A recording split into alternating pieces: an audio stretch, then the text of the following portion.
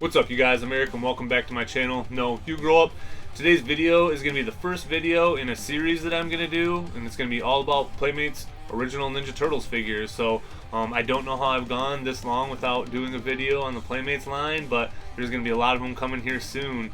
They're probably all not going to be consecutive, not videos for this like specific series anyway, but I am going to do a lot of Playmates content here in the next few videos. So this video is kind of going to be like the intro video, and it's going to be kind of my earliest memories and stuff like that. So I'm just going to kind of talk about how I like discovered the line and stuff like that, and just like I said, all the earliest stuff that I can remember, which isn't a whole lot because I don't really remember a whole lot from ages 3 through 5, but I do remember some stuff, so I'll try to reminisce as good as I can. But yeah, like I said, I'm really excited to start talking about this stuff, so let's just get into it. When I look back at my childhood, I remember in 3 very distinct eras: my TMNT era, my X-Men era, and my final and most shortly lived era, which was my Star Wars era. During each of these eras, I had lots of other lines that I was interested in as well, but these are the only 3 lines that can ever say that they were my undisputed favorite at one time or another. Each of these eras are important to me for various reasons, but when I look back, I always see one of them as the most important, and I'm sure it's no surprise to you which one it is. My Teenage Mutant Ninja Turtles era is far and away my favorite time from childhood. I was born in '87, so I wasn't around when the big 3 were in their primes. G.I. Joe and Transformers blended my childhood, but both brands were coming down from their heights that they reached a couple years earlier, and I honestly don't even remember Motu from my childhood, because unlike the other 2, there was no limping along. He-Man just kinda died. My generation was in need of a new champion, and that's exactly what we were given from the 4 radical mutant teenagers in turtle form. As far back as I can remember, I love the Turtles. I know it's hard to understand if you weren't around then, but there is no way I can even describe how huge the Turtles actually were in the early 90s. I don't remember anyone my age that didn't love the Turtles. The big 3 all had to share the spotlight with each other, and even though each of them had their time in the sun, it's hard to really say which one was the biggest of the era. But from '88 to '92, the Turtles didn't really have any competition. Many brands would try replicating the success of the Turtles, kicking off the mutant anthropomorphic animal craze of the early 90s, but none of them would ever come close to doing what the Turtles did. Even though the Mirage comics had been ongoing for years, it was the Playmates toy line, accompanied by the Fred Wolf produced animated series, that was responsible for kicking off Turtle Mania. With no disrespect to Kevin Eastman or Peter Laird, who I hold in the highest levels of admiration, the original 10 Playmates figures and the first 5 episodes of the show are the most important thing that have ever or will have ever happened to the Turtles. This is where my love of the Turtles started, and it happened further back than I can even remember. I can't even remember back to a time where I didn't have the original 4 Turtles, Splinter, Krang, the Party Wagon, and the Sewer Lair. My memories with these figures aren't just my earliest toy memories, but some of my earliest memories period, which makes sense because I was 3, so what the hell did I really have to think about then? My cousin Jeff and my friend Pat were my first 2 main Playmates, so I almost guarantee this is how I got introduced to the Turtles. They were both a year older than me, and I pretty much just wanted to do everything they did, so I can't imagine that they didn't introduce me to them. Joes were pretty big with both of them too, but to me, I was always more stoked when we were playing with Turtles. They both had a ton of figures that I didn't have, which was awesome. Pat and his older brother Cliff both went to the same babysitter as me, so I spent a lot of time with them, and they always brought a huge bag of action figures every day they came over. They literally lived right across the street at the time, so I'm sure that's why their parents let them bring pretty much their whole collection back and forth almost every day. The one thing I never had a lot of as a kid were the villains. The only 2 I ever had were Krang and his Bubble Walker, and Slash, who I had to have when I saw him, and to this day is still my favorite Playmates figure of all time. But Pat and Cliff, they had the villains. Like a lot of them. They had Shredder, Bebop, Rocksteady, Muckman, Mutagen Man, Rat King, Baxter, Chrome Dome, Trag, a Foot Soldier, and I'm sure there's still a ton more that I can't even remember right now. I almost have as much nostalgia for these figures as I do for the ones that I actually own. Mutagen Man was hands down my favorite as a kid. The fact that you could fill him up with water, or mutagen, but none of us actually had it, and swirl around his bits was my favorite play feature ever. I clearly wasn't a very hard kid to impress.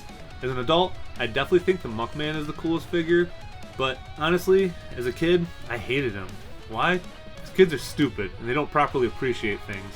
That figure is the best sculpted figure in the entire line by a long shot, but unfortunately, the lack of deco hides most of his great details. Years later, the Horseman would finally do this mold justice, and gave us what I consider to be the best action figure in my entire collection. But getting back to Pat and Cliff's figures, they also had some secrets that were the first customizations I had ever seen on an action figure. So, their dad made knives as a hobby. And by knives, I'm talking about the type of knives that end up on the cover of knife magazines. So this guy had some pretty good skills. He would mod their turtle figures with actual, real, dangerous weapons. But not like swords for Leo, more like secret random weapons. The coolest one I remember, they had an original Leo whose forearm would slide off, and underneath was a legit, sharp as a tack metal spike. I don't think that Cliff was supposed to be bringing this one to the babysitters, but I always got stoked when he did. I definitely felt like I was playing with something that I shouldn't have been, and I probably shouldn't have been. Even though I loved playing with their figures, I had a whole gang of my own. But my collection was really just all turtle figures. That was always a safe bet for my birthdays or Christmas. My family knew I loved Raph, so I pretty much ended up with every version of Raph they made from 90 to 93. I had the original Raph, Wacky Action Raph, Space Cadet Raph, Head Poppin' Raph, Movie Star Raph, the Samurai Raph from the third movie, Mutating Raph, Sewer Spitting Raph, Grand Slammin' Raph, and again, I'm sure there's tons more that I can't even think of right off the top of my head. I would almost always take whatever my newest Raph variation was with me as my tag-along toy anywhere I went, and for whatever reason, the one that stands out the most was my hair metal Raph. I always try to remember how the hell I had so much fun with a Raph figure in white tiger spandex and drumstick size, but I guess that's just the awesomeness of a child's imagination that even the best of us just can't grasp as an adult anymore. I had a ton of other turtles too, but my favorite subline was definitely the Turtles in Disguise. The only one I didn't have was the Samurai Leo, but of course Pat and Cliff did, so I at least got to enjoy them on most weekdays. The Space Cadet Raph is another one of my most memorable figures, but what I remember most about it is just the way it feels in my hands. For whatever reason, he just feels very unique to me, and when I got this figure again as an adult, it was one of the coolest feelings I've ever felt, literally. Undercover Donnie is also one of my favorite non-Raph turtles that I had. I actually got 3 of him for my 4th birthday, and I remember it was the most hilarious thing in the world to me. I just couldn't believe that I got 3 of the same figure for one birthday. But the coolest part of that was that I got to return 2 of them, and I got to go to the toy aisle and pick out the 2 figures that I wanted. I got most of my toys as gifts, so anytime I was lucky enough to go in the toy aisle, it was just to look, and no matter how much I begged, I hardly ever walked away with anything.